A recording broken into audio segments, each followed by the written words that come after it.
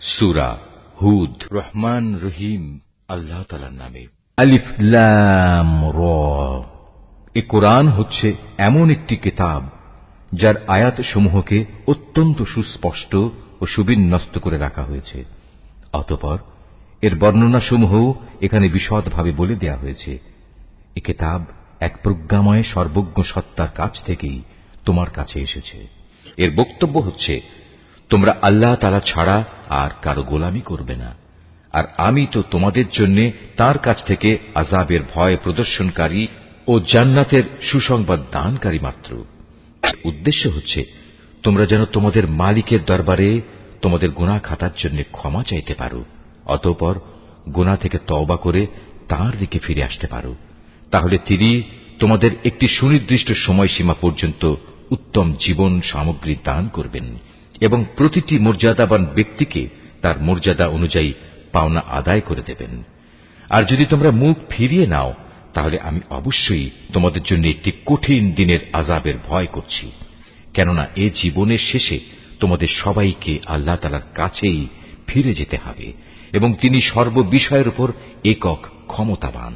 সাবধান, এ নির্বোধ লোকেরা মনের কথা দিয়ে কিন্তু নিজেদের অন্তরসমূহকে ঢেকে রাখে, যেন আল্লাহর কাছ থেকে তা লুকিয়ে রাখতে পারে। কিন্তু এরা কি জানে না, যখন তারা কোনো কাপড় দিয়ে নিজেদের ঢেকে দেয়, তখন আল্লাহ তাআলা অবশ্যই জানেন তারা তার ভেতরে কোন বিষয় লুকিয়ে রাখছে আর কোন বিষয় তারা প্রকাশ করছে। অবশ্যই তিনি মনের ভেতরের সব কথা জানেন। জমিনের উপর বিচরণশীল এমন কোন জীব নেই যার রিজিক পৌঁছানোর দায়িত্ব আল্লাহর উপর নেই। তিনি যেমন তার আবাস সম্পর্কে অবহিত, তেমনি তার মৃত্যুর পর তাকে যেখানে সোপর্দ করা হবে তাও তিনি জানেন। এসব কথা একটি সুস্পষ্ট গ্রন্থে লিপিবদ্ধ আছে। আর তিনি আল্লাহ তাআলা, যিনি আসমান সমূহ ও জমিন 6 দিনের মধ্যে সৃষ্টি করেছেন। সে সময় তার আরশ ছিল পানির উপর। এ সৃষ্টি কৌশলের লক্ষ্য ছিল যেন তিনি এটা যাচাই করে নিতে পারেন তোমাদের মধ্যে কে তার আচার আচরণে সর্বোৎকৃষ্ট।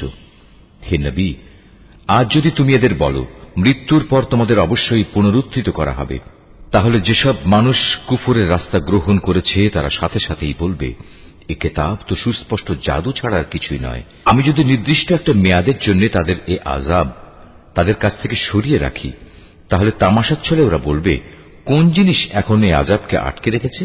অথচ যেদিন এ আযাব তাদের উপর এসে পতিত হবে, সেদিন এ আযাব তাদের কাছ থেকে সরাবার কেউ থাকবে না। যে আযাব নিয়ে তারা হাসি বিদ্রুপ করছিল তা তাদের পরিবেষ্টন করে ফেলবে। আমি যদি মানুষকে একবার আমার রহমতের স্বাদ আস্বাদন করাই এবং পরে কোনো কারণে যদি তা তার কাছ থেকে ছিনিয়ে নেই, তাহলে সে নিরাশ ও অকৃতজ্ঞ হয়ে পড়ে। আবার কোনো দুঃখ দৈন্য তাকে স্পর্শ করার পর যদি তাকে আমি অনুগ্রহের স্বাদ ভোগ করাই, তখন সে বলতে শুরু করে, হ্যাঁ, এবার আমার সব বিপদ মুসিবত কেটে গেছে। আসলে সে অল্পতেই যেমন উৎফুল্ল হয়ে ওঠে, তেমনি সহজেই আবার অহংকারী হয়ে যায়। কিন্তু যারা পরম ধৈর্য ধারণ করে এবং নেক আমল করে, এরাই হচ্ছে সেসব লোক যাদের জন্য রয়েছে আল্লাহর ক্ষমা ও মহা পুরস্কার। হে নবী, কাফেররা মনে করে সম্ভবত তোমার কাছে যা ওহী নাজিল হয় তার কিয়দংশ তুমি ছেড়ে দাও এবং এ কারণে তোমার মনোকষ্ট হবে যখন তারা বলে বসবে, এ ব্যক্তির উপর কোনো ধনভাণ্ডার অবতীর্ণ হল না কেন, কিংবা তার সাথে সাক্ষ্য দেওয়ার জন্য কোনো ফেরেশতা এলো না কেন। তুমি এতে মনক্ষুণ্ণ হও না। তুমি তো হচ্ছে পরকালের আযাবের ভয় প্রদর্শনকারী একজন রাসূল মাত্র। যাবতীয় কাজকর্মের আসল কর্ম বিধায়ক তো হচ্ছেন স্বয়ং আল্লাহ তাআলা। অথবা এরা কি একথা বলে মুহাম্মদ নামের ব্যক্তি কোরআন নিজে নিজে রচনা করে নিয়েছে? হে নবী, তুমি তাদের বলো, তোমরা যদি তাই মনে করো তাহলে নিয়ে এসো এর অনুরূপ মাত্র 10টি স্বরচিত সূরা এবং আল্লাহ তাআলা ছাড়া অন্য যাদের তোমরা সাহায্যের জন্য ডাকতে পারো তাদের ডেকে নাও, যদি তোমরা তোমাদের দাবিতে সত্যবাদী হও। আর যদি তারা তোমাদের কথায় সাড়া না দেয়, তাহলে জেনে রেখো এটা কিতাব আল্লাহর জ্ঞান ও কুদরত দ্বারাই নাজিল করা হয়েছে। তিনি ব্যতীত আর কোনো মাবুদ নেই। বলো, এখন কি তোমরা ইসলাম গ্রহণ করবে? যদি কোনো ব্যক্তি শুধু এ পার্থিব জীবন ও তার প্রাচুর্য ভোগ করতে চায়, তাহলে আমি তাদের সবাইকে তাদের কর্মের প্রতিফল এ দুনিয়ার মধ্যেই যথাযথ আদায় করে দিই এবং সেখানে তাদের বৈষয়িক পাওনা কোনো অংশেই কম করা হবে না। আসলে এরাই হচ্ছে সেসব দুর্ভাগা লোক যাদের জন্য পরকালে জাহান্নামের আগুন ছাড়া আর কিছুই থাকবে না। দুনিয়ার জীবনে যেখানে যা কিছু তারা বানিয়েছে তা সব হবে বেকার, যা কিছু তারা দুনিয়ায় করে এসেছে তা সবই হবে নিরর্থক। অতঃপর যে ব্যক্তি তার মালিকের পক্ষ থেকে নাজিল করা একটি সুস্পষ্ট প্রমাণের উপর প্রতিষ্ঠিত রয়েছে এবং তা সে তেলাওয়াত করে, যার উপর স্বয়ং তার পক্ষ থেকে মুহাম্মদ সাক্ষী হয়ে রয়েছে, তদুপরি রয়েছে তার পূর্ববর্তী মুসার কিতাব, যা তাদের জন্য পথপ্রদর্শক ও রহমত, এরা এর উপর ঈমান আনে। মানব দলের মধ্যে যে অতঃপর একে অস্বীকার করবে তার প্রতিশ্রুত স্থান হচ্ছে জাহান্নামের আগুন। সুতরাং তুমি সে ব্যাপারে কোন রকম সন্দিগ্ধ হইও না। এ সত্য হচ্ছে তোমার মালিকের পক্ষ থেকে নাজিল করা, কিন্তু অধিকাংশ মানুষই ঈমান আনে না। আল্লাহ তাআলা সম্বন্ধে যে মিথ্যা রচনা করে তার চাইতে বড় জালেম আর কে হতে পারে? এ লোকদের যখন কিয়ামতের দিন তাদের মালিকের সামনে হাজির করা হবে এবং তাদের বিপক্ষীয় সাক্ষীরা যখন বলবে, হে আমাদের মালিক, এরাই হচ্ছে সে ব্যক্তি যারা তাদের মালিকের বিরুদ্ধে মিথ্যা কথা রচনা করেছিল। হ্যাঁ, আজ জালেমদের উপর আল্লাহ তাআলার অভিসম্পাত। সে জালেমদের উপর আল্লাহর লানত যারা অন্য মানুষকে আল্লাহর পথ থেকে বিরত রাখে এবং আল্লাহর পথে দোষ ত্রুটি খুঁজে বেড়ায়। সর্বোপরি যারা শেষ বিচারের দিনকে অস্বীকার করে। এরা এই জমিনের বুকেও আল্লাহ তাআলাকে কখনো ব্যর্থ করে দিতে পারেনি, না আল্লাহর মোকাবেলায় তাদের সেখানে কোনো অভিভাবক ছিল। এদের জন্য আযাব হবে দ্বিগুণ। এরা কখনো দিন ঈমানের কথা শুনতে সক্ষম হতো না, না এরা সত্য দিন নিজেরা দেখতে পেত। এরাই হচ্ছে সে সব লোক যারা নিজেদের দারুণ ক্ষতি সাধন করল। দুনিয়ায় যত মিথ্যা তারা রচনা করেছিল, আখিরাতে তার সবই তাদের কাছ থেকে হারিয়ে যাবে। অবশ্যই এরা হবে আখিরাতে সর্বাধিক ক্ষতিগ্রস্ত মানুষ। পক্ষান্তরে যারা আল্লাহর উপর নিশ্চিত ঈমান এনেছে এবং নেক আমল করেছে, উপরন্তু নিজেদের মালিকের প্রতি সদা বিনয়াবনত থেকেছে, তারা হবে জান্নাতের বাসিন্দা। সেখানে তারা চিরকাল অবস্থান করবে। জাহান্নামী আর জান্নাতি এ দুটো দলের উদাহরণ হচ্ছে এমন, যেমন একদল হচ্ছে অন্ধ ও বধির, আর একদল হচ্ছে চক্ষুষ্মান ও শ্রবণ শক্তি সম্পন্ন। এ দুটো দল কি সমান? তোমরা কি এখনো শিক্ষা গ্রহণ করবে না? আমি অবশ্যই নূহকে তার জাতির কাছে পাঠিয়েছি। সে তাদের বলল, আমি হচ্ছি তোমাদের জন্য একজন সুস্পষ্ট সতর্ককারী। এ দাওয়াতের বক্তব্য হচ্ছে যেন তোমরা আল্লাহ তাআলা ছাড়া অন্য কারো ইবাদত না করো। আমি আশঙ্কা করছি তোমাদের উপর এক ভয়াবহ দিনের আযাব এসে পড়বে। অতঃপর তার জাতির নেতৃস্থানীয় লোকেরা, যারা আগে থেকেই কুফরির পথে চলে আসছিল, বলল, আমরা তো তোমার মধ্যে এর বাইরে কিছুই দেখতে পাচ্ছি না যে তুমি আমাদের মতোই একজন মানুষ।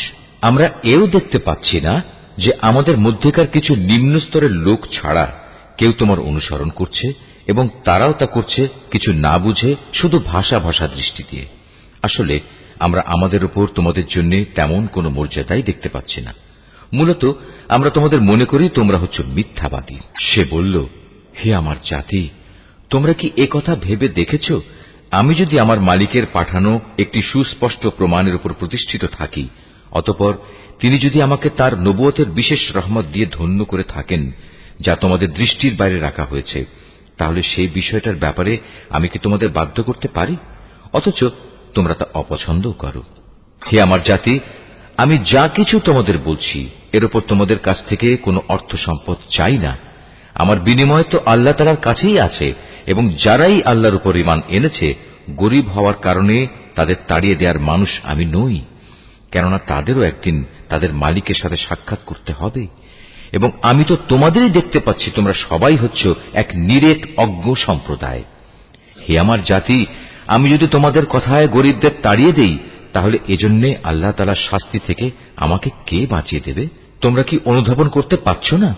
আমি তো তোমাদের কখনো এই কথা বলি না যে আমার কাছে আল্লাহর ধনভাণ্ডার আছে, না আমি গায়েবের কোনো খবর রাখি, না আমি একজন ফেরেশতা, না আমি সেসব লোকের ব্যাপারে যাদের তোমাদের দৃষ্টি হেয় করে দেখে। এটা বলতে পারি, আল্লাহ তাআলা কখনো তাদের কোনো কল্যাণ দান করবেন না।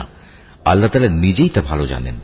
তাদের মনে যা কিছু লুকিয়ে আছে, আমি যদি এমন কিছু বলি, তাহলে সত্যি সত্যি আমি জালেমদের দলে শামিল হয়ে যাব।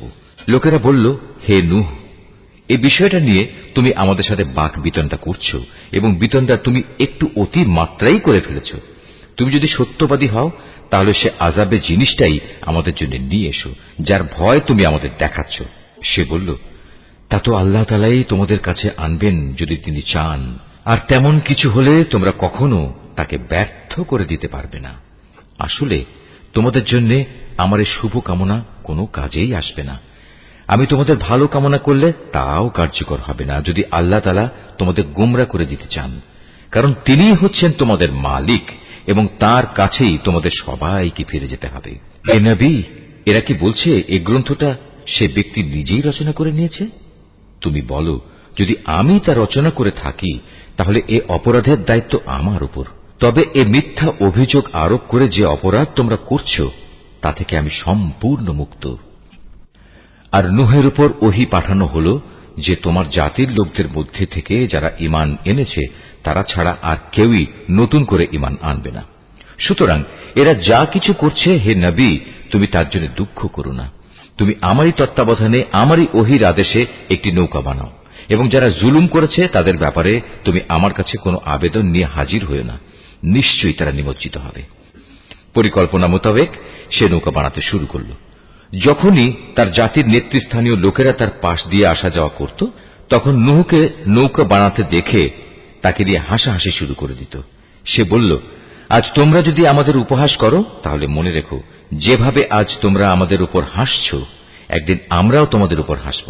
অচিরেই তোমরা জানতে পারবে কার উপর এমন আযাব আসবে যা তাকে দুনিয়াতে অপমানিত করবে, এবং পরকালে কঠিন ও স্থায়ী আযাব কার জন্য নির্দিষ্ট।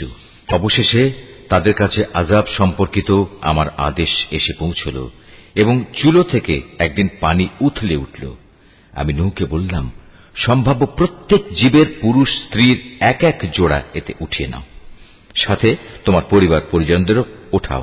তাদের বাদ দিয়ে যাদের ব্যাপারে আগেই সিদ্ধান্ত ঘোষিত হয়েছে, এবং তাদেরও নৌকায় উঠিয়ে নাও যারা ঈমান এনেছে। মূলত তার সাথে আল্লাহর উপর খুব কম সংখ্যক মানুষ ঈমান এনেছিল। সে তার সাথীদের বলল, তোমরা এতে উঠে পড়ো। আল্লাহ নামে এর গতি ও স্থিতি নির্ধারিত হবে। নিশ্চয়ই আমার মালিক ক্ষমাশীল ও পরম দয়ালু। অতঃপর সে নৌকা পাহাড় সম বড় বড় ঢেউয়ের মধ্যে তাদের বয়ে নিয়ে চলতে থাকল। নূহ তার ছেলেকে নৌকায় আরোহণ করার জন্য ডাকল। সে আগে থেকেই দূরবর্তী এক জায়গায় দাঁড়িয়েছিল। হে আমার ছেলে, আমাদের সাথে নৌকায় ওঠো। আজ এমনই একটি কঠিন দিনে তুমি কাফেরদের সাথী হয়ো না।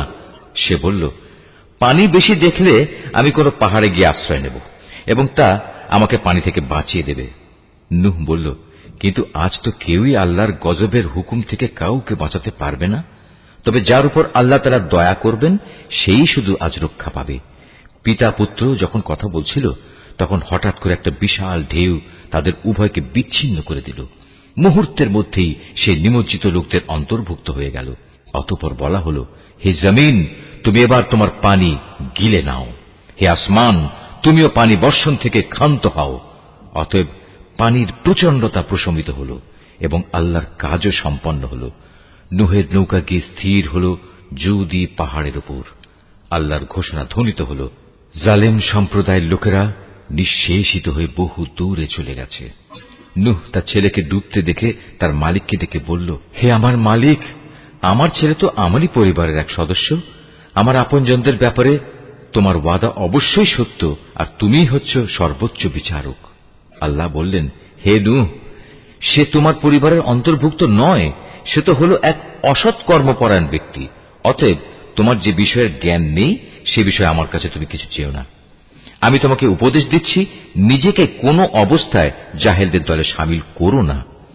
সে বলল, হে আমার মালিক, যে বিষয় সম্পর্কে আমার কোনো জ্ঞান নেই সে ব্যাপারে কিছু চাওয়া থেকে আমি তোমার কাছে পানা চাই।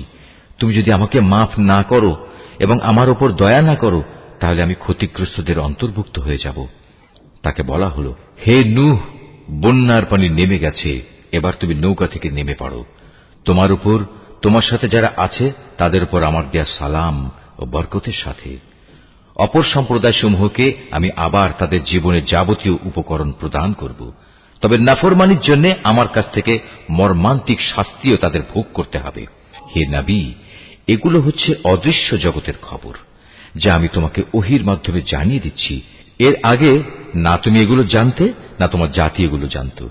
অতএব তুমি ধৈর্য ধারণ করো, কারণ ভালো পরিণাম ফল সব সময়ই পরেজগার লোকদের জন্যই নির্দিষ্ট থাকে। আর আমি আদ জাতির কাছে তাদেরই এক ভাই হুদকে পাঠিয়েছিলাম। সে তাদের বলল, হে আমার জাতি, তোমরা ইবাদত করো একমাত্র আল্লাহ তাআলার, তিনি ছাড়া তোমাদের আর কোনো মাবুদ নেই। তোমরা তো কতিপয় মিথ্যা রচনাকারী ছাড়া আর কিছুই নাও। হে আমার জাতি, আল্লাহর দিকে ডেকে এর জন্য আমি তোমাদের কাছে কোনো পারিশ্রমিক দাবি করছি না। আমার যাবতীয় পাওনা তো আল্লাহ তাআলার কাছেই, যিনি আমাকে পয়দা করেছেন। তোমরা কি বুঝতে পারছো না? হে আমার জাতি, তোমরা তোমাদের মালিকের কাছে গুনাহখাতা মাফ চাও, অতঃপর তোমরা তার দিকেই ফিরে আসো। তিনি খুশি হয়ে তোমাদের উপর প্রচুর বৃষ্টি বর্ষণকারী মেঘমালা পাঠাবেন এবং তোমাদের আরো শক্তি জুগিয়ে তোমাদের বর্তমান শক্তি আরো বাড়িয়ে দেবেন। অতএব তোমরা অপরাধী হয়ে তার ইবাদত থেকে মুখ ফিরিয়ে নিও না। তারা বলল, হে হুদ, তুমি তো আমাদের কাছে ধরা ছোঁয়ার মতো কোনো স্পষ্ট দলিল প্রমাণ নিয়ে আসনি। শুধু তোমার মুখের কথায় আমরা কিন্তু আমাদের দেবতাদের ছেড়ে দেওয়ার লোক নই। আমরা তোমার উপর বিশ্বাস করে মোমেনও হয়ে যাব না। আমরা তো বরং বলি, আসলে আমাদের কোন দেবতা অশুভ কিছু দ্বারা তোমাকে আবিষ্ট করে ফেলেছে। এ উদ্ভট কথা শুনে সে বলল, আমি আল্লাহকে সাক্ষী করছি এবং তোমরাও আমার এই কথায় সাক্ষী হও। তোমরা যেভাবে আল্লাহর সাথে শিরক করো, আমি তা থেকে সম্পূর্ণ মুক্ত। যাও, তোমরা সবাই মিলে আল্লাহ তাআলাকে বাদ দিয়ে আমার বিরুদ্ধে যত রকম ষড়যন্ত্র করতে চাও করো, অতঃপর আমাকে কোন রকম প্রস্তুতির অবকাশ দিও না। এই তো আল্লাহ তাআলার উপরই ভরসা করি, যিনি আমার মালিক, তোমাদেরও মালিক। বিচরণশীল এমন কোন প্রাণী নেই যার নিয়ন্ত্রণ তাঁর হাতের মুঠোয় নয়। অবশ্যই আমার মালিক সঠিক পথের উপর রয়েছেন। এ সত্ত্বেও যদি তোমরা মুখ ফিরিয়ে নাও, তাহলে জেনে রেখো, আমি যে পয়গাম তোমাদের কাছে পৌঁছে দেওয়ার জন্য প্রেরিত হয়েছিলাম তা আমি তোমাদের কাছে পৌঁছে দিয়েছি।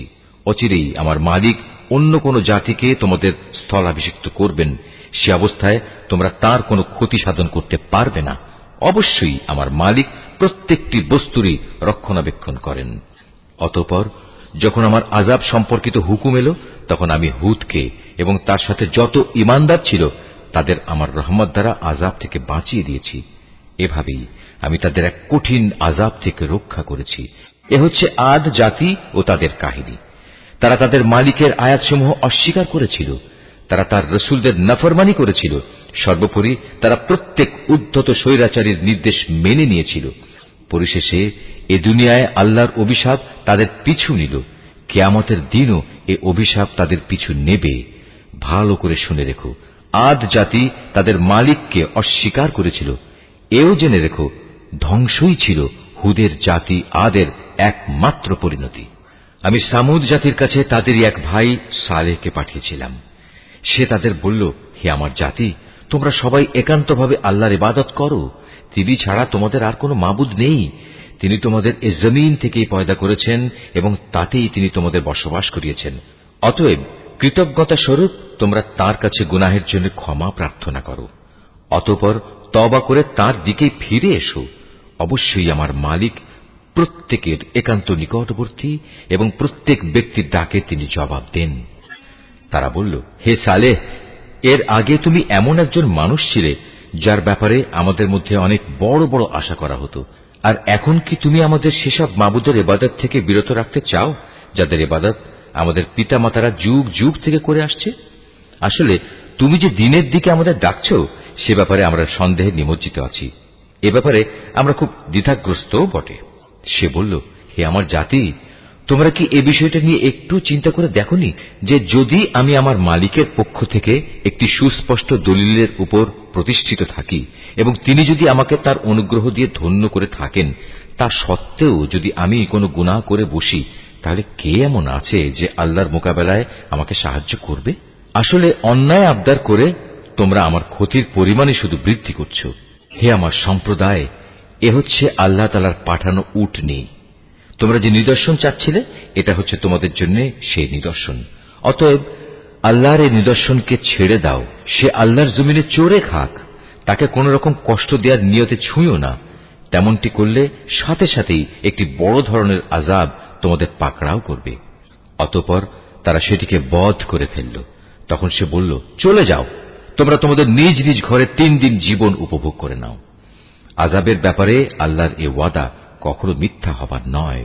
এরপর ওয়াদামতো যখন আমার আযাবের নির্দেশ এলো এবং তা তাদের ভীষণভাবে পাকড়াও করল, তখন আমি সালেহকে এবং তার সাথে আরো যারা ঈমান এনেছিল তাদের সবাইকে আমার রহমত দিয়ে সেদিনের অপমানকর আযাব থেকে বাঁচিয়ে দিলাম। অবশ্যই হে নবী, তোমার মালিক শক্তিমান ও পরাক্রমশালী।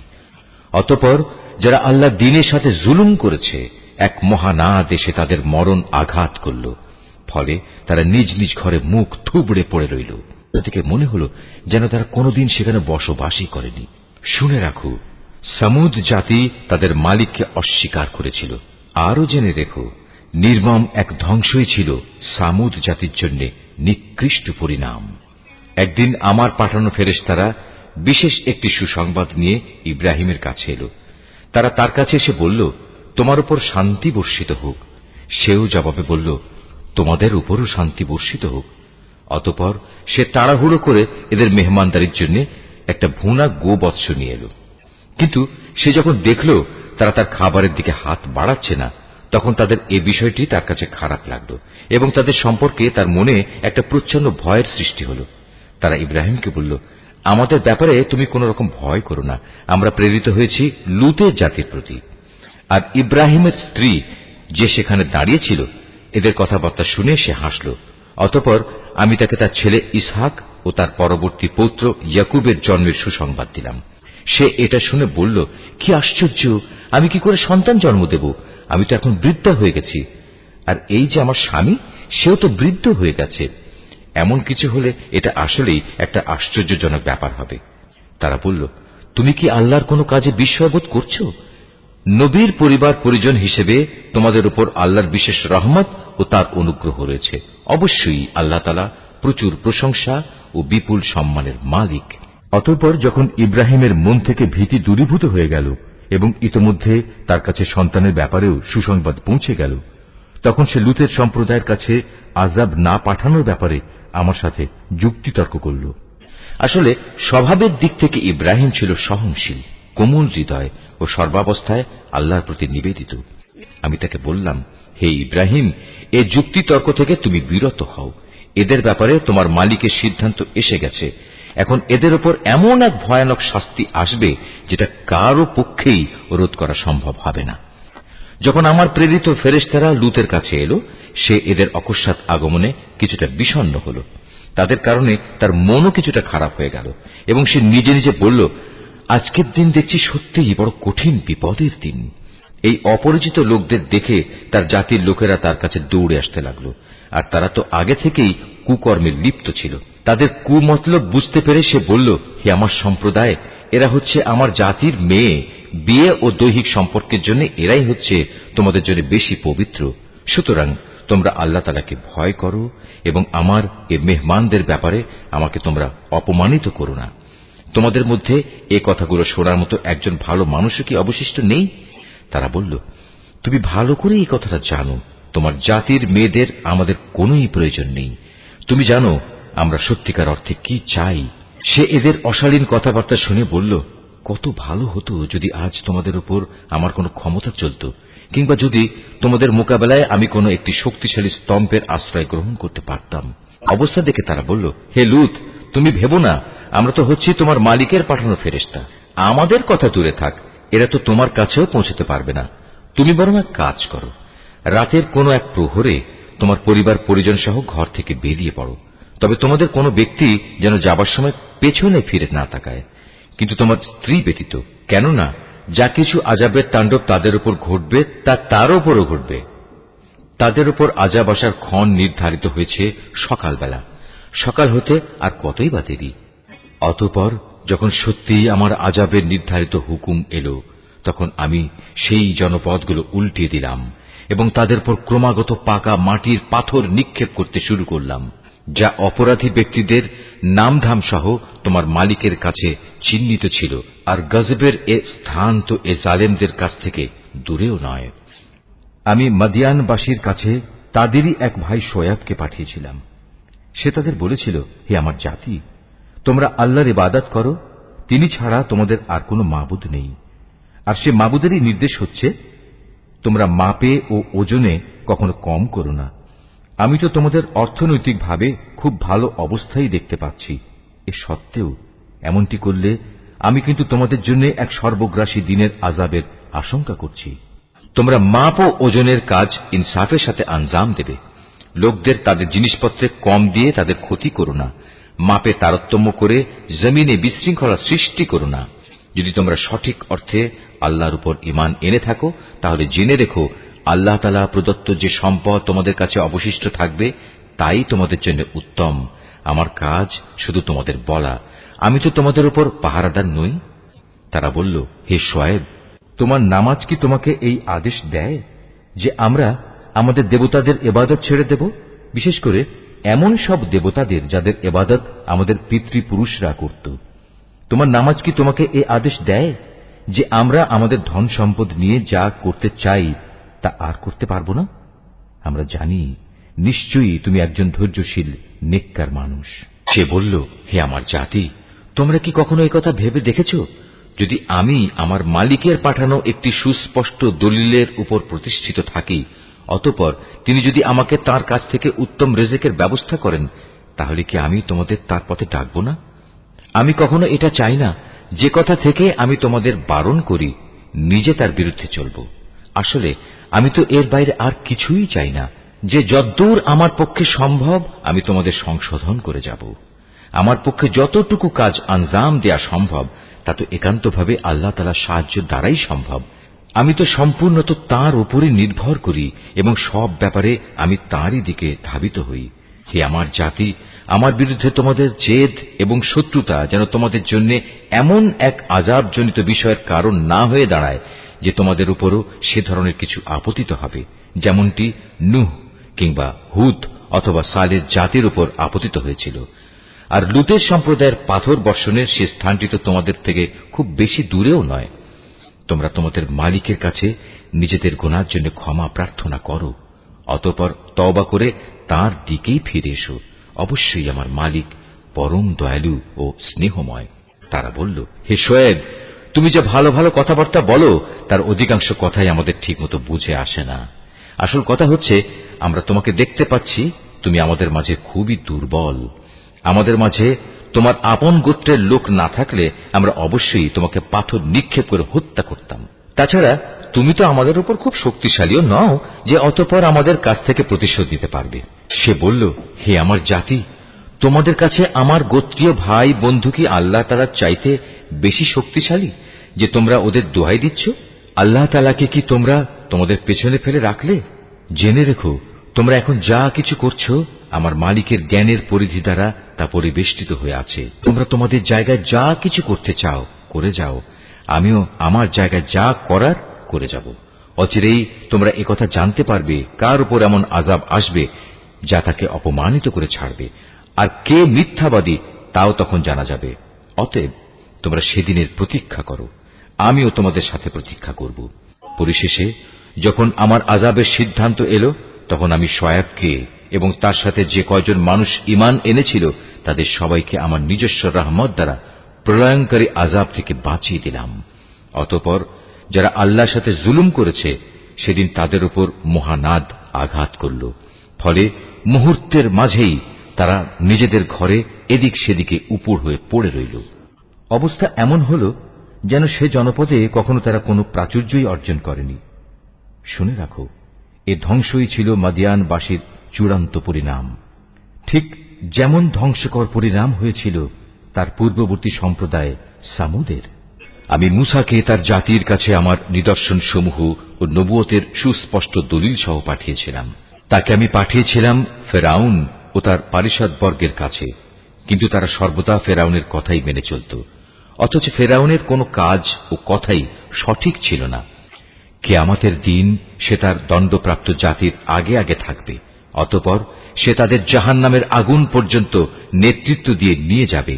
কত নিকৃষ্ট সে জায়গা যেখানে তাদের নেতৃত্ব দিয়ে নিয়ে যাবে।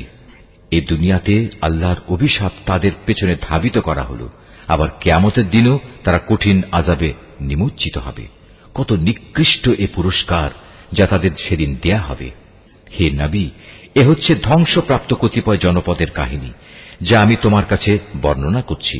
এদের ধ্বংসাবশেষের কিছু তো এখানে সেখানে এখনো বিদ্যমান রয়েছে, অনেক কিছু আবার কালের গর্ভে বিলীন হয়ে গেছে। এ আযাব পাঠিয়ে আমি কিন্তু তাদের উপর জুলুম করিনি, জুলুম তো বরং তারা নিজেরাই নিজেদের উপর করেছে। যখন সত্যি সত্যি তোমার মালিকের আযাব তাদের উপর নাজিল হয়েছে, তখন তাদের সেসব দেবতা তাদের কোনো কাজেই আসেনি, যাদের তারা আল্লাহর বদলে ডাকত, বরং তারা তাদের ধ্বংস ছাড়া অন্য কিছুই বৃদ্ধি করতে পারেনি। হে নবী, তোমার মালিক যখন কোন জনপদকে তাদের অধিবাসীদের জুলুমের কারণে পাকড়াও করেন, তখন তার পাকড়াও এমনই হয়, আল্লাহ তাআলার পাকড়াও অত্যন্ত কঠোর, অত্যন্ত ভয়ঙ্কর।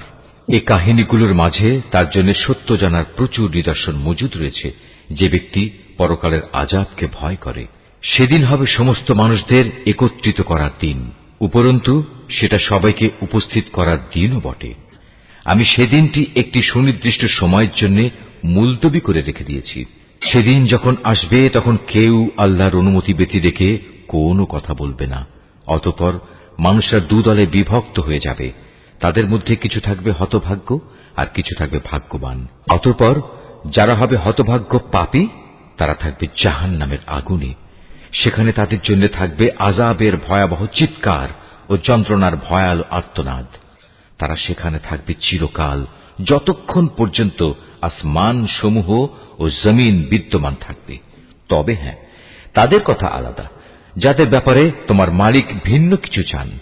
তোমার মালিক যখন যা চান তার বাস্তবায়নে তিনি একক ক্ষমতাবান। অপরদিকে যাদের ভাগ্যবান বানানো হবে, তারা সেদিন যাবে জান্নাতে। সেখানে তারা চিরদিন থাকবে, যতদিন পর্যন্ত আসমান সমূহ ও জমিন বিদ্যমান থাকবে। তবে তার কথা আলাদা, যা তোমার মালিক ইচ্ছা করেন। আর এ জান্নাত হবে এক নিরবচ্ছিন্ন পুরস্কার, যা কোনো দিনই শেষ হবে না। সুতরাং হে নবী, যে ব্যক্তি আল্লাহ তাআলা ছাড়া এসব কিছুর গোলামি করে, তাদের শাস্তির ব্যাপারে তুমি কখনো সন্দিগ্ধ হও না। আসলে ওদের পিতৃপুরুষরা আগে যাদের বন্দিগি করত, এরাও তাদেরই বন্দিগি করে। আমি এদের এ জঘন্য অপরাধের পাওনা পুরোপুরি আদায় করে দেব, বিন্দু মাত্র কম করা হবে না। হে নবী, আমি মূসাকেও কিতাব দিয়েছিলাম, অতঃপর বনী ইসরাইলের তরফ থেকে সে কিতাবেও নানা রকম মতবিরোধ সৃষ্টি করা হয়েছিল। আসলে তোমার মালিকের পক্ষ থেকে এ বিদ্রোহীদের ব্যাপারে যদি আগে থেকেই এ কথার ঘোষণা না করে রাখা হতো যে এদের বিচার পরকালই হবে, তাহলে কবেই এদের ব্যাপারে দুনিয়ায় গজবের সিদ্ধান্ত এসে যেত। মূলত এরা এ গ্রন্থের ব্যাপারে বিভ্রান্তিকর সন্দেহে নিমজ্জিত আছে। আর তখন তোমার মালিক এদের সবাইকে নিজেদের কর্মফলের পুরোপুরি বিনিময় আদায় করে দেবেন, কেননা এরা আজ যা কিছু করছে তিনি তার সব কিছুই জানেন। অতএব হে নবী, তোমাকে যেমনি করে সত্যের উপর প্রতিষ্ঠিত থাকার আদেশ দেওয়া হয়েছে, তুমি তাতেই স্থির থাকো। তোমার সাথে আরো যারা কুফরি থেকে ফিরে এসেছে, তারা যেন ঈমানের উপর দৃঢ় থাকে। তোমরা কখনো সীমা লঙ্ঘন করো না। এরা যা কিছু আজ করছে, আল্লাহ তাআলা অবশ্যই তার সব কিছু দেখছেন। হে মুসলমানরা, তোমরা কখনো এদের দিকে ঝুঁকে পড়ো না যারা ন্যায়ের সীমা লঙ্ঘন করেছে। তেমনটি করলে অবশ্যই জাহান্নামের আগুন তোমাদের স্পর্শ করবে। আর তেমন অবস্থায় আল্লাহ তাআলা ছাড়া তোমাদের কোনো অভিভাবক থাকবে না, এবং সে সময় তোমাদের কোন রকম সাহায্যও করা হবে না। হে নবী, নামাজ প্রতিষ্ঠা করো দিনের 2 প্রান্ত ভাগে ও রাতের 1 ভাগে। অবশ্যই মানুষের ভালো কাজসমূহ তাদের মন্দ কাজসমূহ মিটিয়ে দেয়। এটা হচ্ছে এক ধরনের উপদেশ তাদের জন্য যারা আল্লাহর স্মরণ করে। তুমি ধৈর্য ধারণ করো, নিশ্চয়ই আল্লাহ তাআলা নেককারদের পাওনা কখনো বিনষ্ট করেন না। পর এমনটি কেন হয়নি যে যেসব উম্মতের লোকেরা তোমাদের আগে অতিবাহিত হয়ে গেছে, তাদের মধ্যে অবশিষ্ট যারা রয়ে গেছে, তারা মানুষকে জমিনে বিপর্যয় সৃষ্টি করা থেকে নিষেধ করত। এদের সংখ্যা ছিল নিতান্ত কম। আমি যাদের আগের আযাব থেকে বাঁচিয়ে রেখেছিলাম। আর জালেমরা তো যে বৈষয়িক প্রাচুর্য ছিল তার পেছনেই পড়ে থেকেছে, তারা ছিল আসলেই অপরাধী। এটা কখনো তোমার মালিকের কাজ নয় যে কোনো জনপদকে অন্যায়ভাবে ধ্বংস করে দেবেন, বিশেষ করে যখন সে জনপদের অধিবাসীরা সংশোধনে নিয়োজিত থাকে। হে নবী, তোমার মালিক চাইলে দুনিয়ার সব মানুষকে তিনি একই উম্মত বানিয়ে দিতে পারতেন, কিন্তু আল্লাহ তাআলা কারো উপর দিন চাপিয়ে দিতে চাননি। এ কারণে তারা হামেশাই নিজেদের মধ্যে মতবিরোধ করতে থাকবে। তবে তোমার মালিক যাদের উপর দয়া করেন তাদের কথা আলাদা। তাদের তো এজন্যই আল্লাহ তাআলা সৃষ্টি করেছেন যে তারা সত্য দ্বীনের উপর প্রতিষ্ঠিত থাকবে, আর তা যখন লঙ্ঘিত হবে তখন তাদের ব্যাপারে তোমার মালিকের ওয়াদাই সত্য হবে। আর সে ওয়াদা হচ্ছে, অবশ্যই আমি জাহান্নামকে জিন ও মানুষ দিয়ে পূর্ণ করব। হে নবী, আগের নবীদের কাহিনীগুলো আমি তোমাকে শোনাচ্ছি। তার উদ্দেশ্য হচ্ছে, আসলে আমি এর দ্বারা তোমার মনকে দৃঢ়তা দান করতে চাই। এর মাঝে যে শিক্ষা তা এখন তোমার কাছে এসে গেছে। তাছাড়া ঈমানদারদের জন্য কিছু শিক্ষণীয় উপদেশ ও সাবধান বাণী এখানে দেয়া রয়েছে। এত কিছু সত্ত্বেও যারা ঈমান আনে না তাদের বলো, তোমরা তোমাদের জায়গায় যা কুফরি কাজ করার করে যাও, আর আমরাও আমাদের কাজ করে যাব। আর তোমরা তোমাদের জাহান্নামের অপেক্ষা করো, আমরাও আমাদের জান্নাতের অপেক্ষা করছি। আসমান সমূহ ও জমিনের যাবতীয় গোপন রহস্য আল্লাহ তাআলার জন্যই নিবেদিত, এবং এর সব কয়টি বিষয় তাঁর দিকেই ধাবিত হবে। অতএব হে নবী, তুমি তাঁরই ইবাদত করো এবং বিপদে আপদে একান্তভাবে তাঁর উপরই ভরসা করো। হে মানুষ, তোমরা আজ যা কিছু করছ সে সম্পর্কে তোমার মালিক কিন্তু মোটেই বেখবর নন।